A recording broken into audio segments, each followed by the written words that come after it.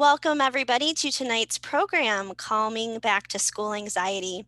My name is Renee Grassi and I am from Dakota County Library. And before we get started, we want to begin with our library's land acknowledgement. At Dakota County Library, we respectfully acknowledge that Dakota County Library and its 9 library locations are located on the traditional and ancestral lands of Indigenous people. Dakota County resides on land that has been inhabited by the Wapakute and Midwakatoan Dakota people and other Native nations from time immemorial. Seated in a land treaty signed in July of 1851, this land holds great historical, spiritual, and personal significance for its original stewards, the Native nations of the peoples of this region. We also want to respectfully acknowledge that Dakota County Library is the namesake of the Dakota people. And by offering this acknowledgement, we work towards our value of acting inclusively and our mission of learning, and we recognize our collective responsibility to engage our community in the history of the lands of Indigenous people. Thank you. So I am very pleased to introduce our speaker for tonight, Renee Labat from NAMI, Minnesota. Welcome, Renee. Thank you very much. I'll pull up the presentation and then we can get started.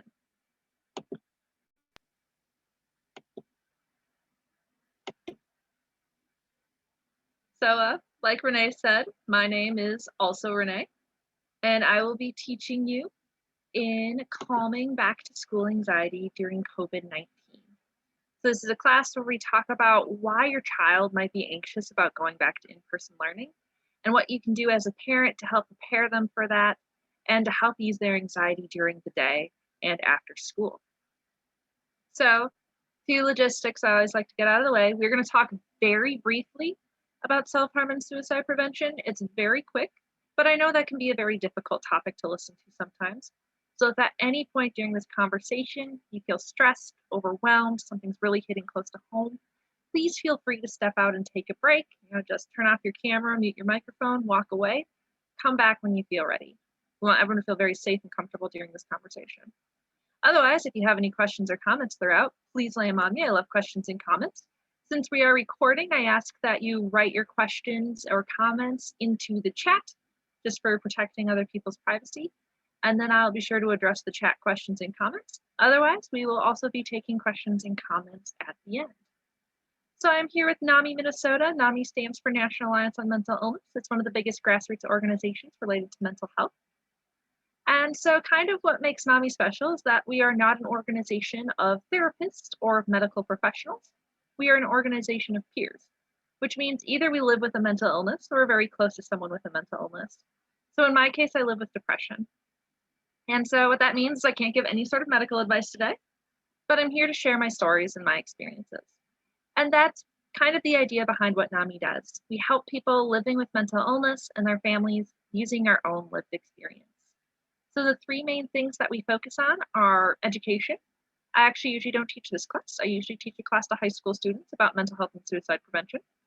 We do a lot of legislative advocacy, so fighting for the rights of those living with mental illness and their families. And we also provide a lot of support. We have a helpline. We also have support groups. Our support groups are free and online. We have groups for adults living with mental illness, young adults living with mental illness, parents of children with mental illness, parents of adults with mental illness, and kind of everything in between. So if you are looking for a little extra support during the week, I highly recommend you check out one of our support groups at namiamn.org and you click support.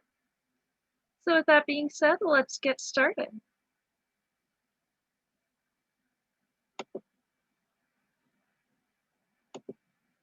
So today's learning goals are, we're going to identify warning signs that your child may be experiencing back to school anxiety.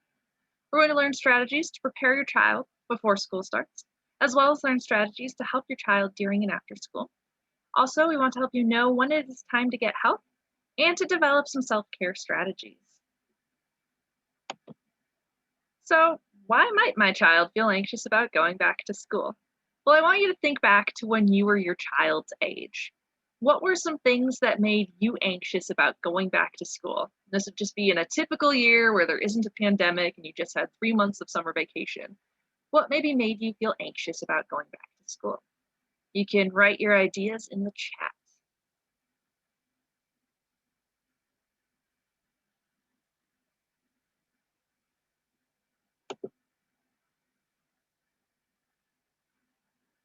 Not knowing what the routine will be. Yep, new routine, new year.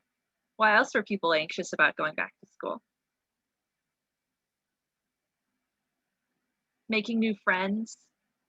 Um,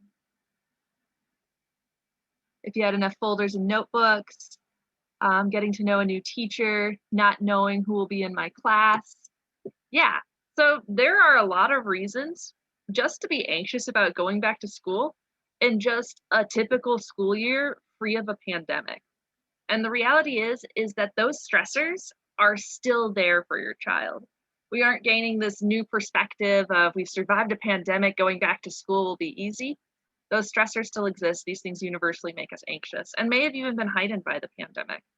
So some of the typical back to school stressors our children might be experiencing are having a new routine, new teacher, new peers, worries about grades, bullying. Notice how the key word here in a lot of these is new. Change is hard. Change makes us anxious because we feel very safe in our routines because that is what we know. But when we do something different, when we enter that unknown, that makes us feel unsafe because we don't know 100% for sure that we're safe. And so then, in addition to these typical back to school stressors, which can cause enough anxiety on their own, we also have new COVID-19 stressors. So some of those might be being out of the school routine for much longer. I know for me, I always had a very hard time going back to school and getting back into the swing of school and that routine. And that was only after 3 months of summer. Now, a lot of our kids haven't actually been in the school building for almost a year. Also, for many, home has become this safe harbor from the epidemic or from the pandemic. We're taught that we need to stay home. Home is where it's safe, stay with the people you live with. And this is great medical advice that we need to be listening to. But at the same time, that may have given our children the message that anywhere outside of the home is not safe. And so they may not feel safe going somewhere outside of their house. Then there's also separation from parents after so much time together. This can be especially true for younger children. They might be at a point now where they're used to being with you 24/7, seeing you all day, every day. And now going back to having to be away from you for 7 hours a day, that might cause a little anxiety. So now we know why our children might be feeling anxious, but how do we know if our children are feeling anxious? Well, the hard thing with kids is that they often have very big feelings, but don't always have big vocabularies to express them. It's unlikely that a 6-year-old is going to come up to you and say, I'm feeling very anxious about going back to school due to the dangers of the pandemic, as well as my own fear of a new routine and leaving the home. Not likely. Instead, kids tend to do their feelings. They show their feelings through their behaviors, and so we can infer a lot of what our children are feeling based on what they're doing. And these different behaviors look a little different at different developmental stages. So, with toddlers, what you might notice if they're feeling anxious or stressed is an increase in bad habits such as thumb sucking, hair twirling, nose picking. These are bad habits that already exist for this age group, but if you're noticing that you're seeing this a lot more, or if these are habits that maybe your child kind of kicked behind and now all of a sudden they're bringing them back, that could be a warning sign they're feeling a little anxious. Also, you might see more frequent tantrums and tears. And once again, we see tantrums and tears at this age. But if you're noticing that they're throwing more tantrums, they're crying more, things that they would usually deal with well are now causing meltdowns. That might be a sign there's something else going on. With school age children, what you might notice is more lying, bullying, defiance, increased clinginess. So maybe you used to be able to take your child to the park and they'd play on the playground while you would sit and watch, and now they don't want to leave your side. They always want to be right next to you. You might also notice overreaction to minor problems. So there's situations that children will usually cope well with, will be able to handle in a mature and reasonable and responsible way. And now all of a sudden, your child isn't handling these things well. They're causing meltdowns, they're yelling, they're screaming for things they usually wouldn't yell or scream about. Then with teens, what you might notice is withdrawal from family and friends. And this one can be a little harder to detect in teenagers because spending less time talking to your family in order to spend more time talking to your friends, that is a part of being a teenager. It's their developmental task to really build up those peer relationships and to build some independence from their parents. But when that's the case, when it's just them being teenagers, you should see a balance with this. So if they're spending less time talking to you, they should be spending more time talking to their friends. But if you notice they're not really talking to you, they're not really talking to their friends, they're not really talking to their teachers, they're kind of shutting everyone out, that's a sign something else is probably going on. Also, suddenly changing friend groups or excessive hostility towards adults. And then there's some things that are just warning signs of anxiety at all ages. Changes in sleeping or eating habits. Anxiety can keep us up at night. Sometimes when we feel really stressed or really anxious, that can make it very hard to fall asleep, to stay asleep, to sleep well or restfully. So if you're noticing this in your child, they might be feeling anxious. This can also go the opposite direction as well. Sometimes you might see your child is sleeping a lot more. This might be that the world feels like this very scary, stressful place, and bed is safe. So if I just keep sleeping, I can sleep through all this anxiety and stress. We might also notice changes in eating habits. So we talk a lot about stress eating, where we kind of eat to comfort ourselves from the stress. We put on the COVID-19, it was kind of a running joke for a while. Kids stress eat as well. So if you notice that your child is eating a lot more than they usually would, they seem to be turning to food for comfort, that could be a sign they're feeling anxious. And then it can also go in the opposite direction. Sometimes we feel so anxious that it makes our stomachs hurt and we don't eat, or we eat very little. So if you're noticing kind of a lack of appetite in your child, that could be a sign they're feeling anxious. You might notice irritability. I think we've all experienced that when we feel really stressed out or really anxious, and suddenly our patience goes way down, our frustration tolerance goes way down. We're much more likely to take things out on other people. This also happens at any age, children, adults, doesn't matter. And then feeling sick. Sometimes mental health issues can convert themselves into physical health issues. When we feel really anxious or stressed, that can make our stomachs hurt, that can give us headaches, that can make our muscles hurt, that can make us feel really tired. And so, if you're noticing these kinds of physical symptoms without any sort of physical explanation, they don't have a fever, they didn't eat anything weird, then maybe the explanation is something mental or emotional. So, if you think your child might be feeling a little anxious about going back to school, we've got some tips that can help. Some of the things we can do is just before school even starts. Like I said, a lot of the anxieties around going back to school is the newness, the lack of familiarity. And so, one of the best things we can do for our children to help ease that anxiety is to get them acquainted with the school, familiarize them with it, so that school routines, all of that won't be so new. So, one thing we can do is start practicing school routines. So, getting your children back on a sleep schedule they would use for school. So, starting to get them to go to bed a little earlier each night until they're going to bed the time that they would go to bed for school, and having them wake up a little earlier each day until they're waking up at the time they would wake up for school. This is really good for their physical health because we do much better when we have a consistent sleep schedule. So, this will help them adapt better to the school year, and also good for their mental health. A common anxiety is worrying, will I be able to wake up on time for school? Will I be able to handle going to bed earlier for school? So if they're already doing that and they're already saying, okay, I'm going to bed on time, I'm waking up on time, then they can feel a little easier about that. Also, have them practice wearing a mask in the house. Odds are they're going to be wearing a mask for 6 or 7 hours a day at school, and that might feel like a lot. So let's help them get used to it. So maybe one day they wear a mask around the house for just 1 hour, and then the next day, 2 hours, and we build it up. This can help get them more accustomed to the feeling of wearing a mask for a long time. This can help ease some anxieties because they might be anxious about, like, will I be able to handle having a mask on that long? Will it start to hurt? So they can start to reassure themselves of, oh, yeah, I already wore my mask for 7 hours at home. I can do that at school. And then this can also help you problem solve anything going on with the mask, like if it's not fitting, if it seems like the earpieces are tugging too much, etc. Also, practice some drop off. Drop off might be very difficult because that's sort of that final separation that's going to happen. So we want to get them used to the drop off. So at least that part itself isn't a change, it's a routine. So if you drive your child to school, practice driving up to the school, having them get out of the car, wave to you goodbye, and walk up to the front door. Have them practice this a few times. Then it becomes a routine. Then when it comes to the first day of school, even if they're feeling anxious and nervous, this is something that's become a little more automatic. If your child takes the bus, think about what's going to be your routine for the bus. Do you walk your children to the bus stop and wait for the bus to come and then they get on the bus? Do you walk your children to the bus stop and walk home? Do you let your children walk to the bus stop by themselves? Figure out what that routine is going to be and have them practice doing that. Once again, then it becomes really automatic, then it's no longer new. And then also practice a little separation. They're used to being with you all the time. now they're going to have this huge separation from you for a long period of time. We want to get them kind of used to that. And so thinking about their age, kind of what's safe and what you feel comfortable with, will help you decide what you're going to do for the separation. So if you have children that are old enough to be left home alone for a couple hours, you feel safe and comfortable with that, maybe think about having them stay home while you go run errands, or have them stay home while you go visit a friend. That way they get used to you not being right there. They get used to having a couple hours without you around. If they're too young for that or you don't feel comfortable leaving your children home alone, then maybe think about doing some separation in the house. Like they play with their toys in their room while you cook dinner. They play outside while you watch them from inside.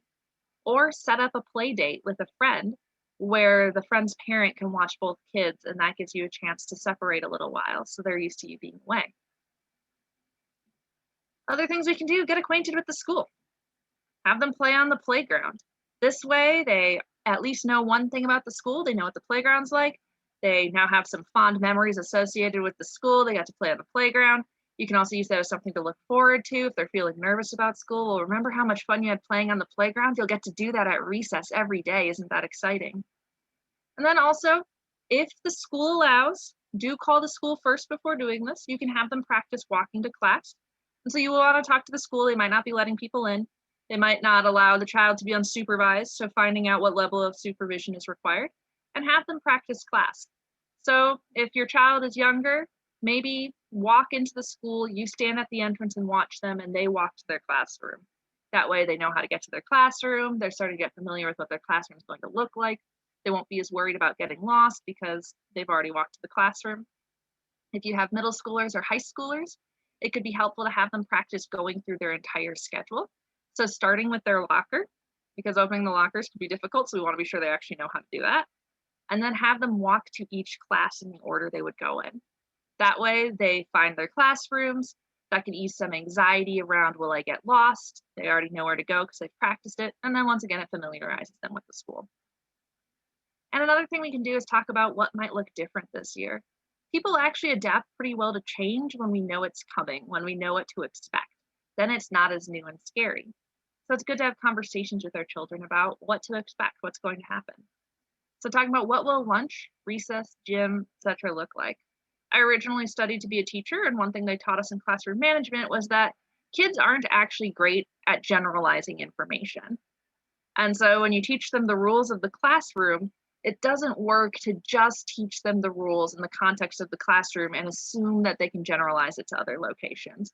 You need to teach them this is what it looks like to be respectful to your peers in the classroom. This is what it looks like to be respectful to your peers in the gym, in the lunchroom, at the playground. And so that's the same with this information with the new changes with COVID. We can't just tell them what it's going to look like in their classroom. We have to say, so what will 6 feet of distance look like in the classroom? Well, social distancing in the classroom means that the desks will all be spaced 6 feet apart. What about in the hallway? In the hallway, it might mean that there's stickers placed in the hallway 6 feet apart so we know where to stand. What does this look like in the lunchroom, in the gym, etc.? And then another thing we can do is set up socially distant play dates with a peer. Children feel much better about going to school if they know they're going to have a friend in their classroom.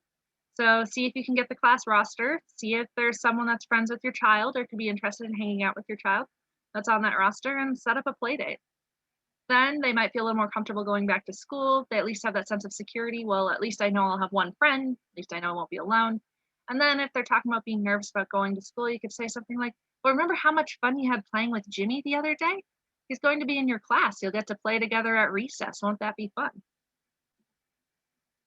Some other things we can do to help our children before school starts is to help them focus on the positives. When we feel really anxious, our brains tend to put on this tunnel vision where we only see the negatives.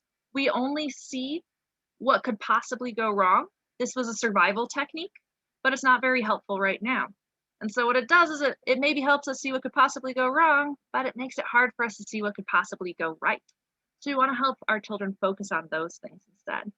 So some things you can say to your child to help them break that focus off that negativity is to ask, what are you looking forward to on your first day of school?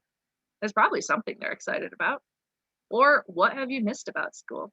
To be honest, I never really liked school growing up. I did well enough in school, but I just didn't like it. But I know that, if I was sick for a week and missed school, I actually would start to miss getting to see my friends or hanging out at lunch and recess or my teachers. And so there's still going to be things that they missed. So focusing that conversation on things you're looking forward to, things that you've missed that you get to have again. And be sure when you talk about going back to school that you're using a positive tone. So if you talk about school like it's scary, like you sound anxious or nervous, or this is a bad thing, they're going to feel scared. They're going to feel anxious or nervous. They're going to feel like this is a bad thing. But if you talk about it like this is exciting, this is great, this is something to look forward to, that's going to help them start to feel that way too. And then another thing we can really do to help our children before school starts is to have open and honest conversations about their concerns. So find out what are they worried about for going back to in-person learning. See if you can problem solve some of these things that they're worried about together. See if you can work through some of those fears. And then we want to talk about what safety measures are put in place so that they're not as anxious about that. So, with children at an early elementary age, you're not going to want to go into the science of why masks protect us and why we keep 6 feet of distance instead of four and all those kinds of things.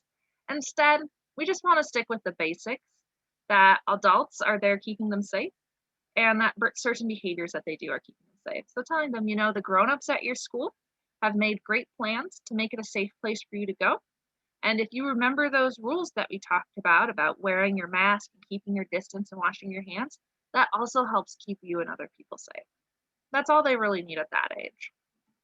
With upper elementary and middle school, you may be able to go into a little more detail, talk about rumors versus facts. So find out what is it your child already knows about COVID, what they already know about going back to school, and help clear up some of those myths or rumors that they might have. This can also be a good time to talk about good sources of information, going to places like the CDC or the World Health Organization for information instead of turning to social media so that we can make sure they're getting good facts and good information. And then also talk about how they keep each other safe. At this age, they're starting to move out of that egocentric phase. They're starting to understand other people's feelings, be a little more considerate. So you can kind of appeal a little more to their sense of altruism and talk about how, when you're following those rules, you're keeping people safe. Wearing a mask is such a great thing to do to help your peers. And then with upper middle school and high school, you can go into much more depth. You can really start talking about the science of what's going on, give more factual information, and then also help them see things from other people's point of views. So you might have a teen that thinks, why should I have to wear a mask and keep my distance? I don't care if I get sick, I'll be just fine. And that may or may not be true, but we want to help them see things from other people's point of view. You might be fine if you get sick, you might be okay with the idea of getting sick, but you have to remember what the administrators are going through. They need to make the school a safe place for people to go. And if lots of kids are getting sick, then it's not safe. And so they need these rules in place so that everyone stays safe. Otherwise, they'll have to close down the school again. And it's really important for a lot of kids to get to go to school in person. And then one thing we can also do is write down questions you don't know the answer to. So if your child asks you a question you're not sure, say, you know what, I'm going to have to look that up. I don't know what that is right now, but let me write that down so I can be sure to check on that later. And then put that somewhere where they can see it. That way they know you're still thinking about it, you're still looking into it, and you can get them that answer that they want. And so now we've prepared our children and we've made it to that first day of school. But even once they're in school, they might still feel kind of anxious being there. So there's some things we can help with that anxiety during the school day. So with younger children, you might use transition objects to help them feel connected to home. So transition objects are small objects that you take from one place to another to help you transition between those two places. And so with transition objects, you want to be sure it's not something that could be a distraction or cause a disruption. So you don't want it to be like a toy or a stuffed animal. Instead, just something small like a button or a piece of string or a handkerchief, something they can just put in their pocket so that they can carry a piece of home with them. Also, tell them about what you're going to be doing during the day and how you are staying safe. When kids don't quite know what's going on, they tend to use their imaginations to fill in the blank. And whatever your child is imagining you doing is probably a lot worse and scarier than what's actually happening. So we don't want to leave things open to the imagination. Instead, let's paint them a picture in their heads of what's going on. So while you're at school, I'm going to be in the office. In the office, I have my own space to work with my own computer and a picture of our family. I also have a big old pump of hand sanitizer. And in our office, we have lots of rules for keeping each other safe, like we all wear our masks and we all keep our distance. That way your child knows where you are, so they're not imagining the worst about where you are, and they know that you're doing things to stay safe, and that can be very reassuring. You can also try some smaller variations in separation. So instead of having one big grand separation right at the school, maybe see if you can have some smaller separations leading up to it. So maybe there's one parent your child separates from a little easier than the other. So maybe have that parent take the child to school. That way, when they do that first separation with the parent that they have a hard time separating from, they're at home still, they're with their other parents, they feel pretty safe. And then when they get to school, it's a smaller separation to go into school. You can also think about if you have people in your pod you feel comfortable with your child carpooling with, maybe have them carpool with them. Then once again, that first separation is happening at home. They're going with people they trust. And then once they separate completely at school, it's not one huge separation. So that can really help. And then make a plan with the teacher for drop off if you're worried that drop off is not going to go well. So call the teacher ahead of time, let them know you're worried that maybe your child's going to have a hard time getting into school. Odds are the teacher has probably experienced this before and might have some good tips.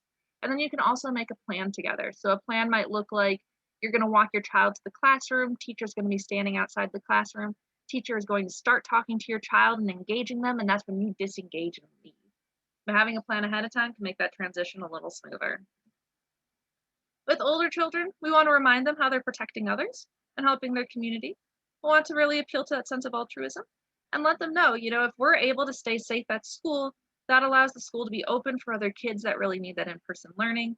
That helps other districts to be able to open if they're seeing that children are being able to be safe.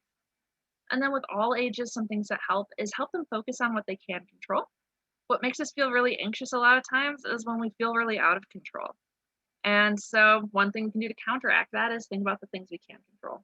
So with COVID, there's a lot we can't control. We can't control that there's a pandemic. We can't control what the government decides, what the schools decide, what other people decide to do. But what we can control is we can wear our masks, we can keep our distance, we can avoid touching our face, and we can wash our hands.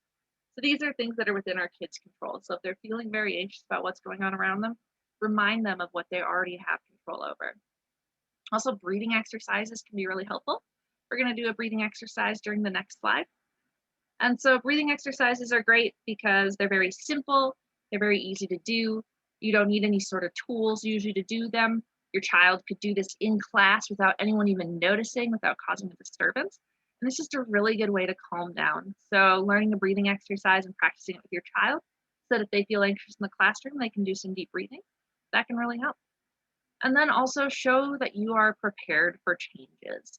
This one's really important. We know things are likely going to change. There's a chance that you go back to distance learning or to hybrid or some other things change at the school.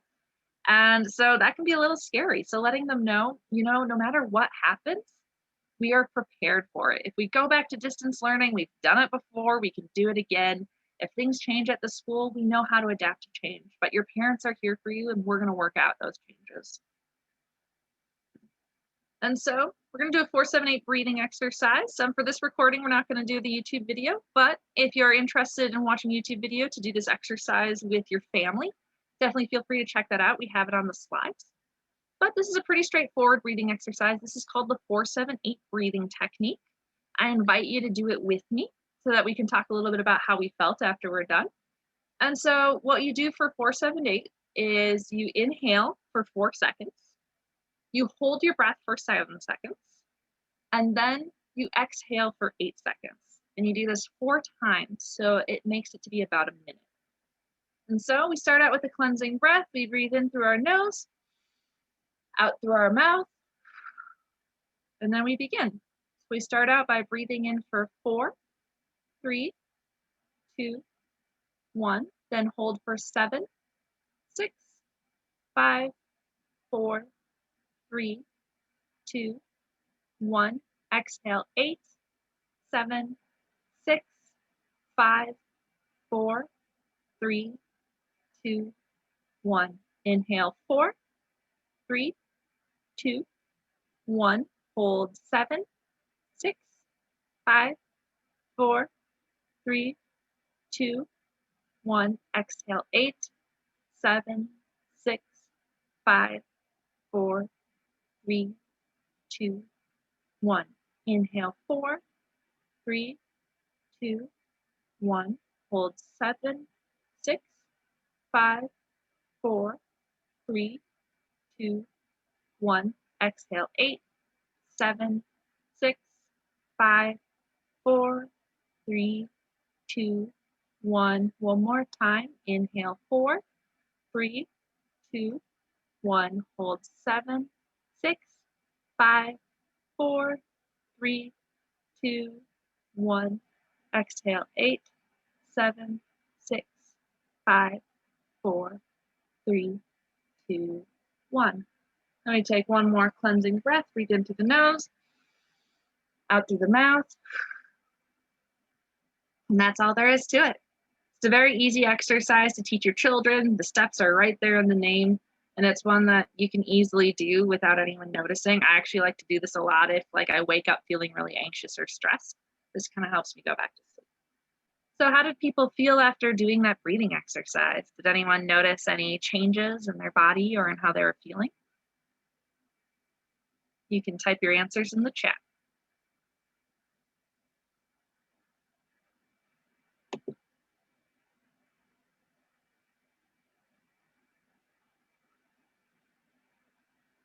A little calmer. My chest felt lighter, super calm. Yeah, no, it's a very easy, quick way to calm down, more relaxed, more centered. Yep, this can really help me if my thoughts are going in a million directions too. It kind of brings me back to center.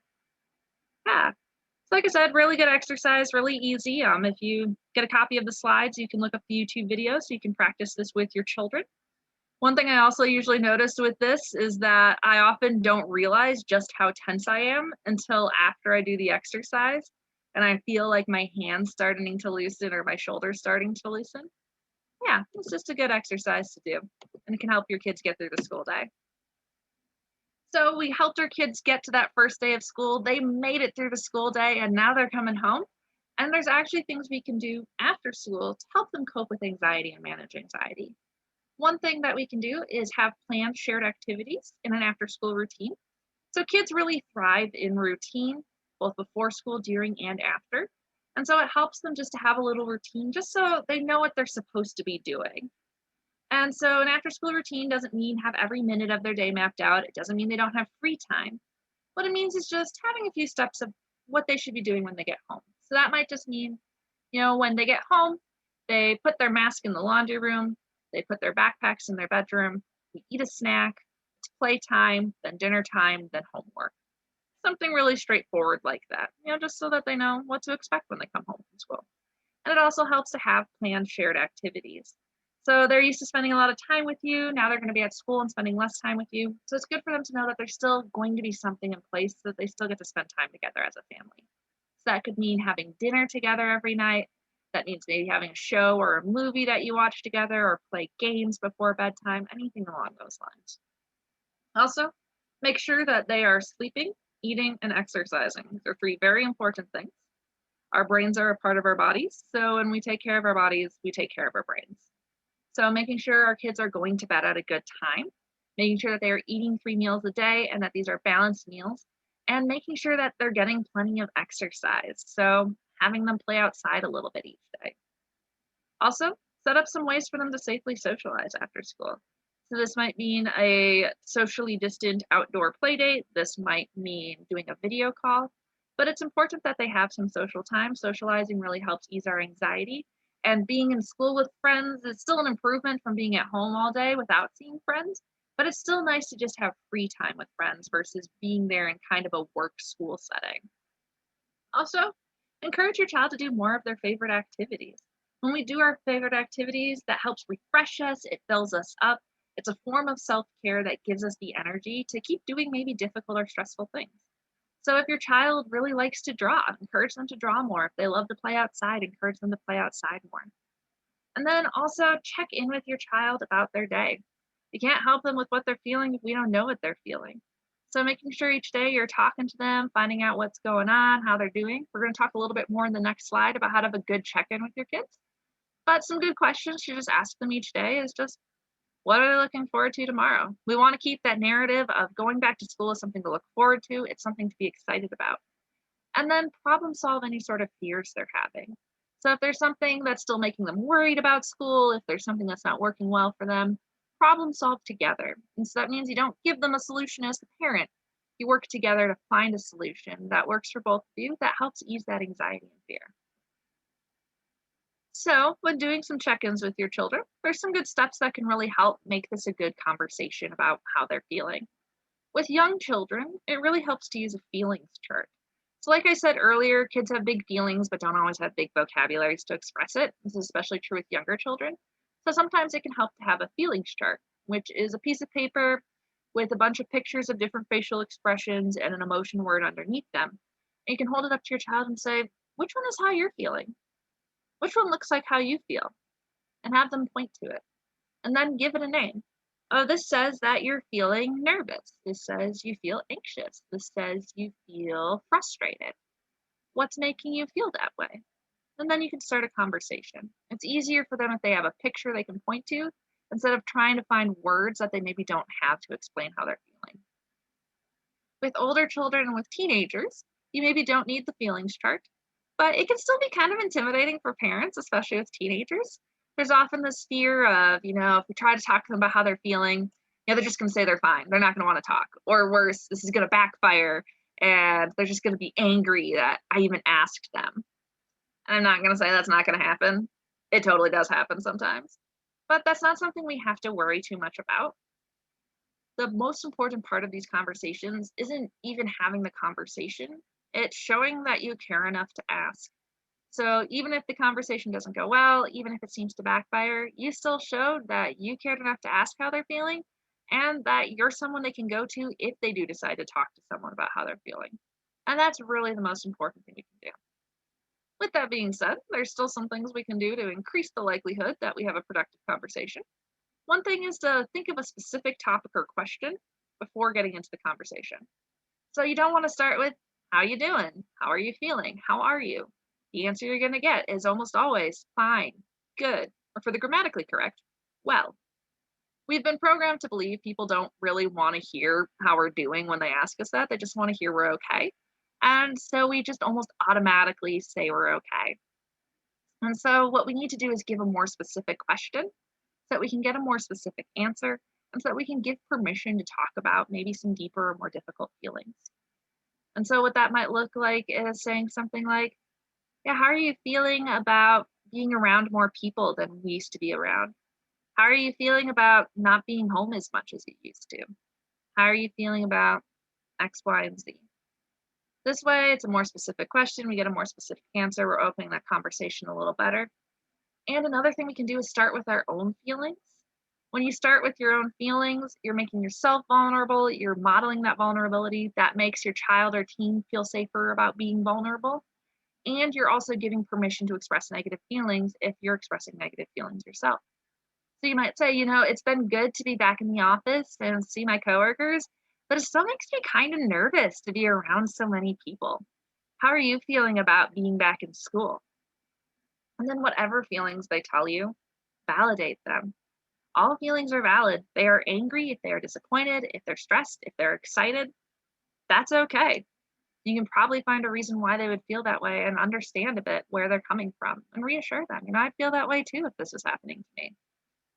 And then be open about your own mental health. If you live with a diagnosed mental illness, tell them about it. When there's a physical illness that runs in your family, you usually tell your kids about it so they know what to look out for, they know to go to you for help if that's something that they're experiencing. The same with mental illnesses, they usually run in families. And so we want our children to know what to look out for and know that this is something that's common in our family. And so for me, I live with depression. So what that conversation might look like is saying something like, I wanted to let you know that I live with this thing called depression. And what that means is that sometimes my brain doesn't let me feel happy, even when good things are happening.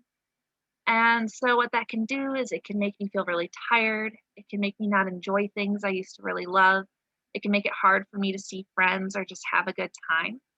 But I've gotten some really good help through therapy, through medications, through doing different techniques for coping. And so I just want to let you know that because depression does run in families, as do other mental illnesses. And so if you're experiencing any of those things, if you find that you're just having a hard time feeling joy or you just seem to be sad all the time and don't know why, let me know because I want to be sure you get some help. It's so important we have these conversations. When I give presentations to teenagers, I almost always give the statistic that 50% of youth that live with a mental illness don't get help and ask, why do they think that is? Why is it so many young people don't get help? And the answer I almost always get from those groups is because sometimes parents don't believe in mental illness, or sometimes parents don't think that it's a big deal. And so we want to let our children know that yes, we do believe in mental illness. Yes, we do think it's a big deal. Please come talk to me. And so when you talk about your own mental illness or your own mental health, that shows how important it is to you and that you are someone that they can talk to. And then a big thing we can also do is just leave the door open, but don't shove them through. So what that means is if a teenager doesn't want to talk to you, they're not going to talk to you, and you can't make them. But you want to leave the door open still and say, you know what, I can tell that you don't really want to talk about this right now. But if you ever do want to talk, no, you can always talk to me. And they might take you up on that offer. They might not. And that's okay too. Because once again, you've shown that you've cared enough to be able to put that out there, that you care enough to listen if they do have a problem. And now they know they do have a trusted adult that they can go to. And so with those check-ins, we do have some do's and don'ts that can really help us have good conversations with our kids. One thing we want to avoid doing is try to start a conversation after a fight or while our kid is doing something fun. So it's very tempting after an argument with your child to think to yourself, my child never talks to me that way. I better go see what's wrong. Don't. Don't do that. You know, if they just finished having an argument with you, they're not going to be in a place to have a rational, mature conversation about how they're feeling. And odds are, if you just finished having an argument with your child, you're not going to be in a place to have a calm, rational, mature conversation about how they're feeling either. So wait, give it a couple hours, let those feelings simmer down, and then when you're both in a calm, collected place, start having a conversation. You also want to avoid trying to talk to them while they're doing something fun.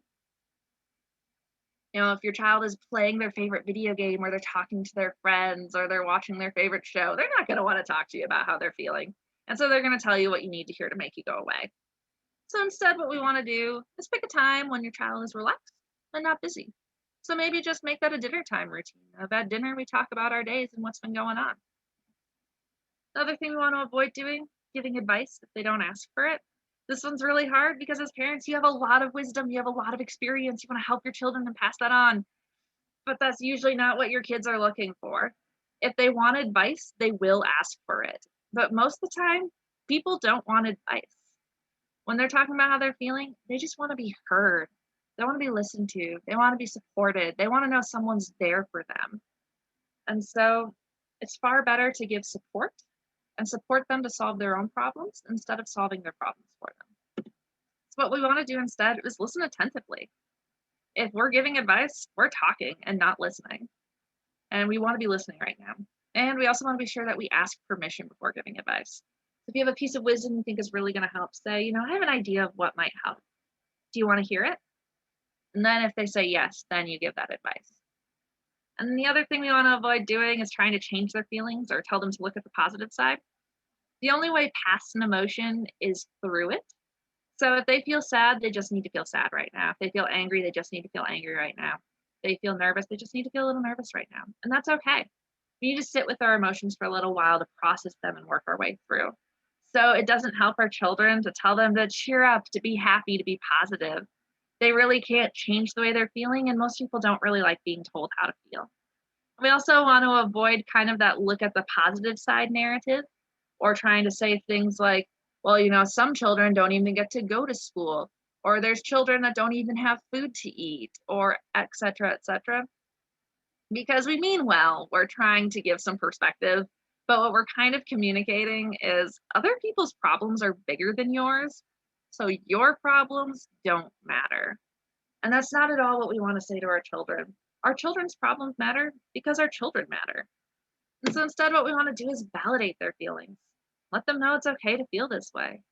I'd feel that way too if I was going through X, Y, and Z. And so we made it to that first day of school. We got them through the day. We've been helping them after school. Now there's something that we can do to help them just for any time of the day. And that's remind them of the trusted adults in their lives.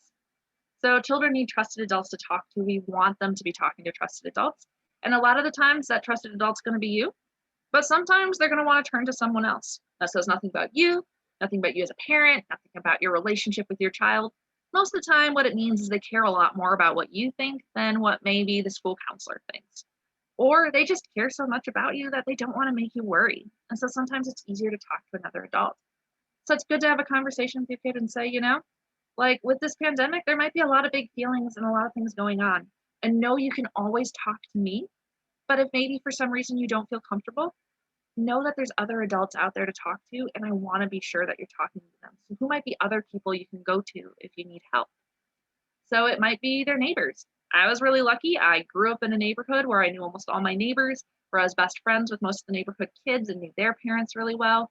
And it was always very comforting to know that if I ever had a problem and for some reason didn't feel like I could go to my parents, I could always go to one of them. Also, other family members, aunts, uncles, older cousins, grandparents. First person I actually told about my depression to was my aunt because I was worried about what my mom would think if I told her I had depression. I was worried that I would just make her worry. And so it was a little easier to tell my aunt first. And when I saw that that conversation went well, that helped give me the courage to talk to my mom. Also, friends' parents can be good people for your kids to go to. People at the school, like teachers or school counselors. Also, good numbers to give your children are the crisis text line and the National Suicide Prevention Lifeline. So crisis text line, you text MN to 741741. Free, anonymous, 24/7 text line. You text it, someone texts you back providing support. A crisis doesn't have to mean something horrible happened. It just mean that your kid's having a bad day. They're feeling overwhelmed. They just want to talk to someone. I really like to give this number to teenagers because this is an age where they're very self-conscious and they're worried a lot about what other people think or about being judged. So having someone anonymous that they can talk to is a lot easier because how's this person going to judge them if they don't even know them? And also, teens tend to prefer texting over calling. And then the National Suicide Prevention Lifeline, this is a number your child could call if they are feeling suicidal. It can also be a number they call if they're just feeling distressed and want to talk to someone. So, once again, free, 24/7, anonymous. And the good thing about both of these numbers is if your child is saying something that makes the person on the other end think that they're unsafe, that they're a danger to self or others, they call 911.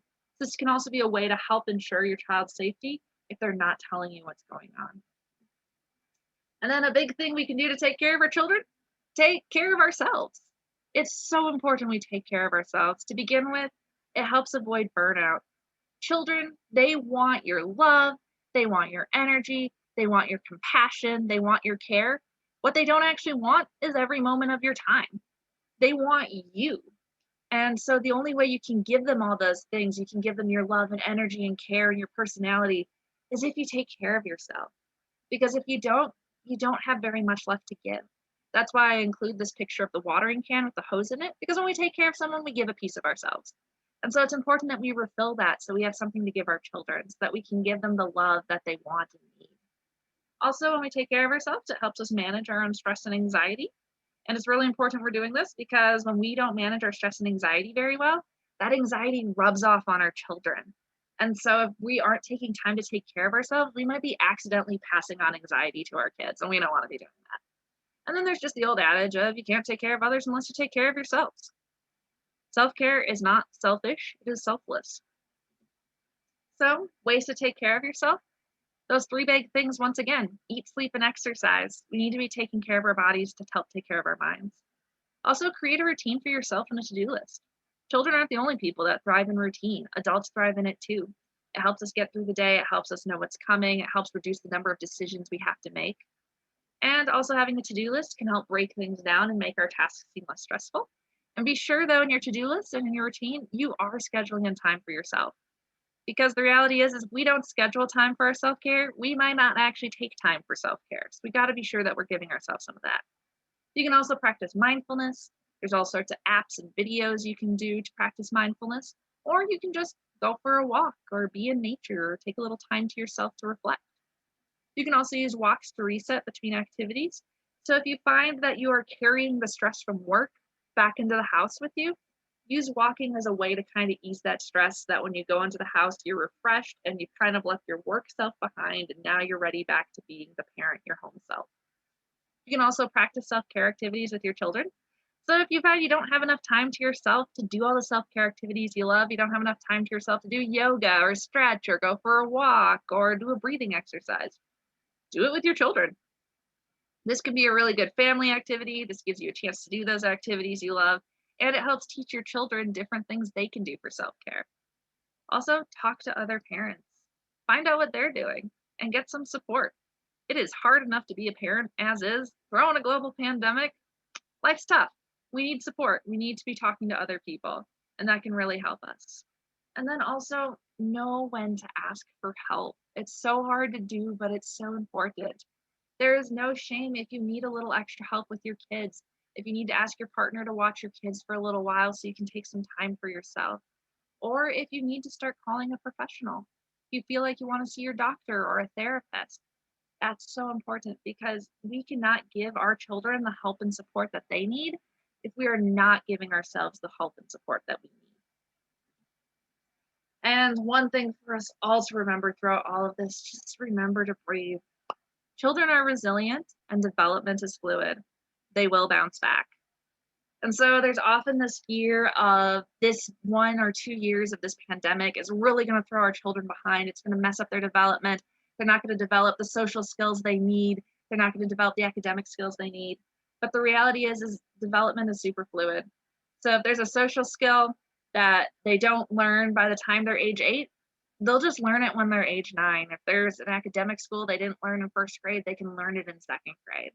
They do bounce back. So if you've been implementing these tips and you're still noticing your child seems really anxious or they seem to be struggling, could mean there's something bigger going on than just some back to school anxiety. It could be a mental illness. And the thing about mental illnesses is they are so common in youth. About 20% of young people live with a mental illness. 50% of mental illnesses start by age 14. They are common, they are treatable, and they are no one's fault. They are just something that happens. But as parents, we can watch out for warning signs so we can make sure that if that's what's going on, we're getting our kids the help they need. So this isn't a complete list, but these are some of the big things to watch out for in children for warning signs. So anxiety symptoms lasting for more than the first few weeks of school. So it's common to feel anxious for the weeks leading up to school. It's common to feel anxious for the first couple weeks of school, getting used to that routine. But once they start to get into the routine, that anxiety should start to ease down. So if it's still there, then there might be something bigger going on. Feeling sad or withdrawn for more than 2 weeks, reckless behavior, losing interest in favorite activities. This can be a little hard to notice in children and teens because kids do outgrow things.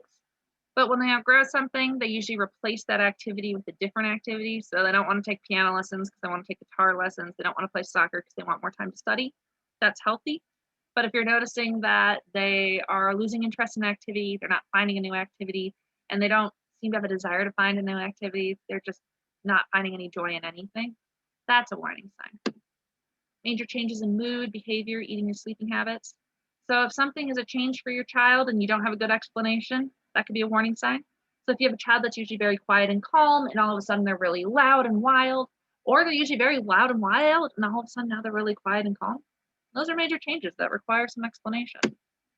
On the more severe end of things, seeing, hearing, or believing things that aren't real, alcohol or drug use, self harm. So, self harm is usually not a suicide attempt. It can be, but it usually is not. But it can still be very dangerous. And it's usually a sign that your child is struggling with something and they're not dealing with those feelings well. So, we want to be sure we're getting them some help. And then any sort of talk of death, dying, or suicide.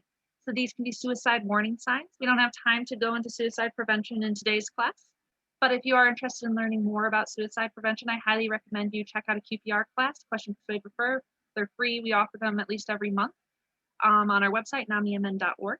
But the big thing to know is if you are worried that your child might be feeling suicidal, best thing you can do is just ask them very directly, are you thinking about suicide? Are you thinking about killing yourself? And if you get a yes to that question, talk to a professional. So there's a lot of professionals out there that can help. Some good ones to go to are the primary doctor. This can be a great place to start because your child already has a relationship with this person. They can do some basic screenings for anxiety and depression. They can help refer you to a mental health professional. There's also nurse practitioners, school linked mental health professionals, and school support personnel like counselors, school social workers, school psychologists. So I highly recommend calling your school and finding out what kinds of mental health supports are already there and utilize those. You can also go to a therapist, find out who's in your network.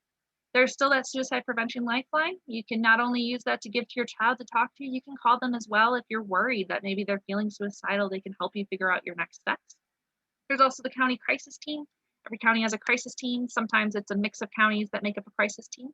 but it's a free service. You can dial star crisis or Google the name of your county close crisis team, so Dakota County Crisis Team, and call that number.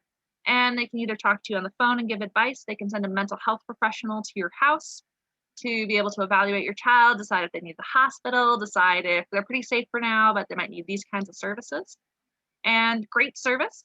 They usually take a few hours to come. So this is really good if you're in a situation where you don't want to wait a couple weeks to be able to talk to the doctor or the therapist, but you're not in an emergency.